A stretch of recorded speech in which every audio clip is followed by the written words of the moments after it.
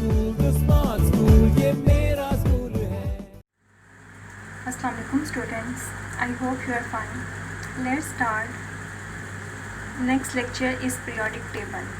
हम रीड कर रहे हैं chapter number 3 the periodic table. आज का हमारा टॉपिक है पीरियोडिक टेबल. ठीक है, इसमें हम रीड करेंगे पीरियोडिक टेबल क्या है और उसको एलिमेंट्स कैसे अरेंज किए गए हैं. As we know 100 different elements discovered by scientists. हमारे इर्द गिर्द सराउंडिंग में जितनी भी चीज़ें हैं वो सब एलिमेंट से मिलकर बनी हुई हैं. ठीक है, जैसा कि हम जानते हैं water is the combination of elements, oxygen is the combination of elements, oxygen gas. ठीक है, sand is the combination of elements. अब कहते हैं 100 डिफरेंट एलिमेंट्स हैं जो आपस में कंबाइन होकर कंपाउंड्स मॉलिक्यूल्स बनाते हैं. राइट. अब ये एलिमेंट्स कहाँ पे हैं? Arrange in periodic table.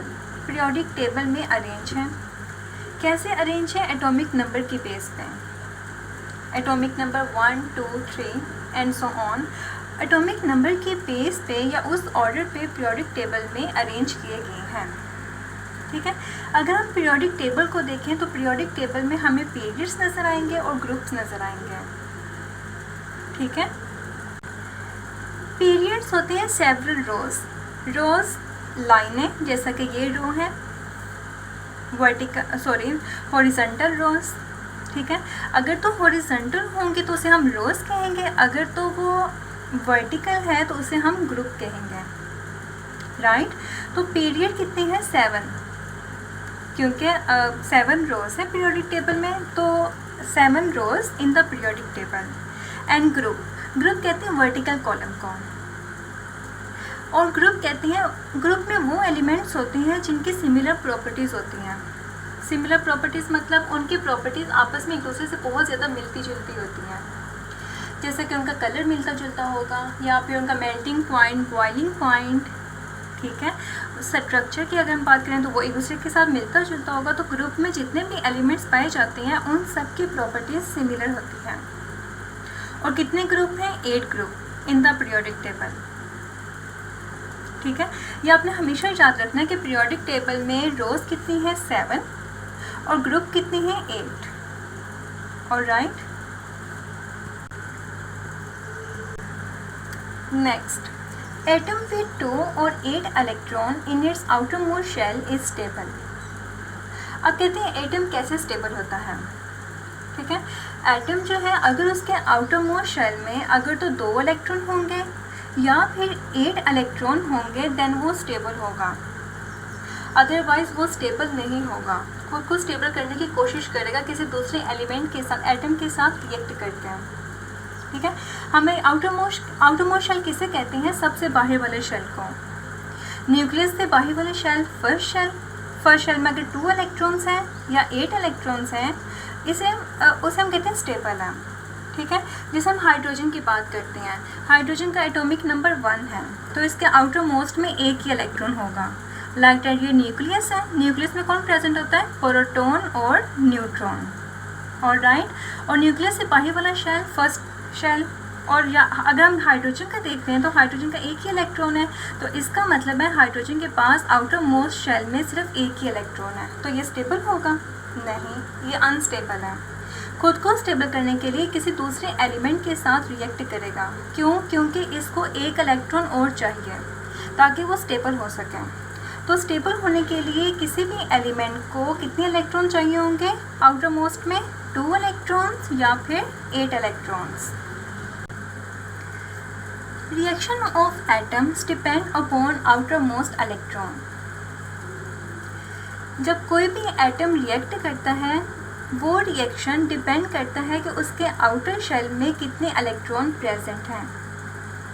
ठीक है, जैसे मैंने आपको पहले बताया कि अगर आउटर मोस्ट शेल में 2 या 8 इलेक्ट्रॉन्स होंगे तो वो स्टेबल होगा, मतलब वो रिएक्ट नहीं करेगा. लेकिन अगर उसके आउटर शेल में 1 या 7 इलेक्ट्रॉन होंगे देन वो रिएक्ट करेगा क्योंकि वो स्टेबल नहीं है. तो वो स्टेबिलिटी को अटेन करने के लिए किसी भी दूसरे एटम के साथ रिएक्ट करेगा. रिएक्टिव और अनरिएक्टिव में क्या डिफरेंस है?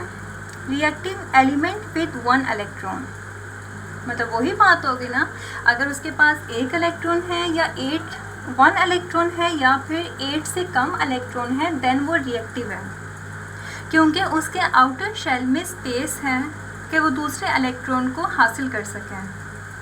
अनरिएक्टिव एलिमेंट विद 2 और 8 इलेक्ट्रॉन, ठीक है, उसे हम कहते हैं अनरिएक्टिव, क्योंकि वो किसी भी दूसरे एटम के साथ रिएक्ट नहीं करेगा, क्योंकि उनके आउटर शेल में कोई भी स्पेस खाली नहीं होती, उनके आउटर शेल फुली कंप्लीट होते हैं। अगर हम पीरियोडिक टेबल को देखें तो पीरियोडिक टेबल में आपको अल्कली मेटल्स नज़र आएंगे, हैलोजन और नोबल गैसेस नज़र आएंगे। अल्कली मेटल्स क्या होते हैं? ग्रुप 1 के एलिमेंट्स। ग्रुप 1 के जितने भी एलिमेंट्स होंगे उन एलिमेंट्स को हम अल्कली मेटल कहते हैं, क्योंकि वो रिएक्टिव एलिमेंट्स होते हैं, ठीक है।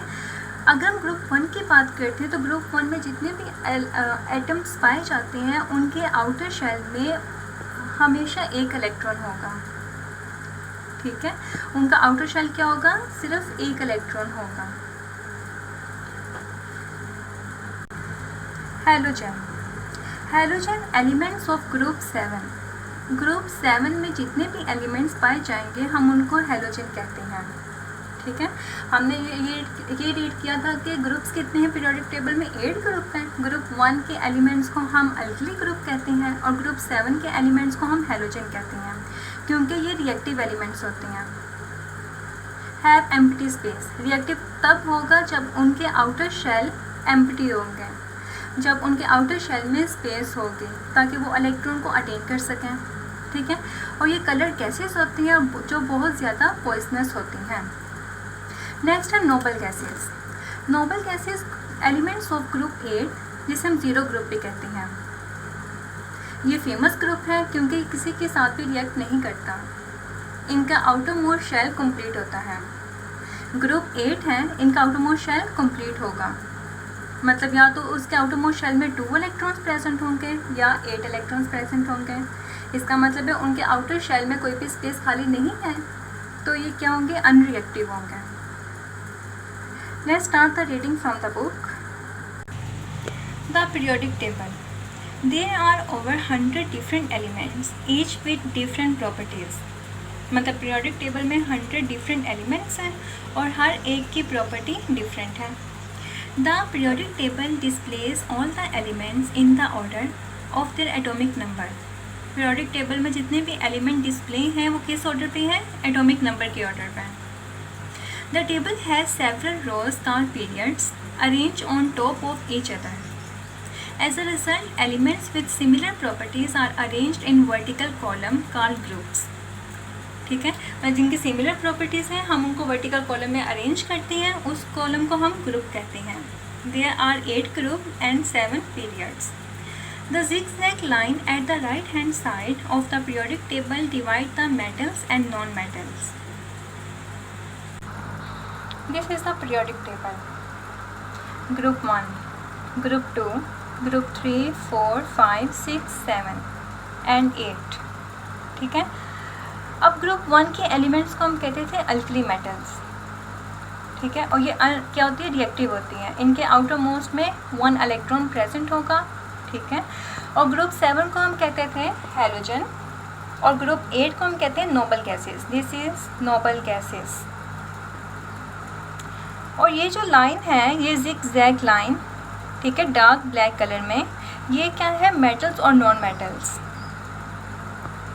Right. Next, did you know copper, silver and gold belong to chemical family called the coinage metal. Coinage metal. They are all reactive, do not corrode. मतलब सारी की सारी अनरिएक्टिव होती हैं, sorry, they are all unreactive, ये unreactive होती हैं। Do not corrode, unreactive मतलब किसी से भी रिएक्ट नहीं करती, उनका आउटर मोस्ट ऑर्बिटल कंप्लीट होता है। डू नॉट कोरोड, कोरोड मतलब जंग नहीं लगता। And as a result have been used to make coins. यही वजह है कि हम उसको कॉइन्स बनाने के लिए इस्तेमाल करते हैं। Guess what? They are all in the same column in the periodic table. वो पीरियोडिक टेबल में सेम कॉलम में प्रेजेंट है, ठीक है। सेम कॉलम में थे copper, silver and gold, this one copper, silver and gold, ठीक है, ये सेम कॉलम में है और ये क्या है, अनरिएक्टिव है और इनको जंग भी नहीं लगता, इसलिए हम इनको कॉइन्स बनाने के लिए इस्तेमाल करते हैं। Notice that hydrogen is outside the main table. आपने नोट किया होगा कि हाइड्रोजन मेन टेबल से बाहर था। क्यों? It does not fit in any particular group, क्योंकि ये किसी भी पर्टिकुलर ग्रुप में फिट नहीं होता। इसकी प्रॉपर्टी एलिमेंट्स के दूसरे एलिमेंट्स के साथ मिलती जुलती है, इसलिए किसी भी पर्टिकुलर ग्रुप में फिट नहीं हो पाता और ये अब टेबल से बाहर प्लेस किया गया है। The electron arrangement in the atom explain why a new row start when it does. जो एटम में इलेक्ट्रॉन की अरेंजमेंट होती है वो ये बताती है कि न्यू रो कब स्टार्ट होनी है। An electron shell is full when it has 8 electron in it.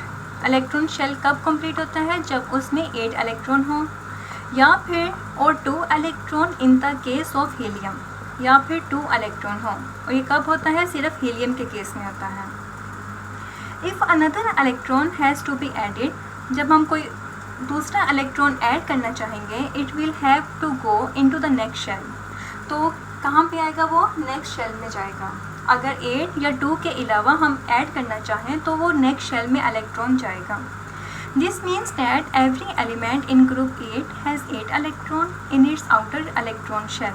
इसका मतलब है हर एलिमेंट, मतलब ग्रुप 8 में जितने भी एलिमेंट्स हैं उनके आउटर शेल में 8 इलेक्ट्रॉन्स हैं।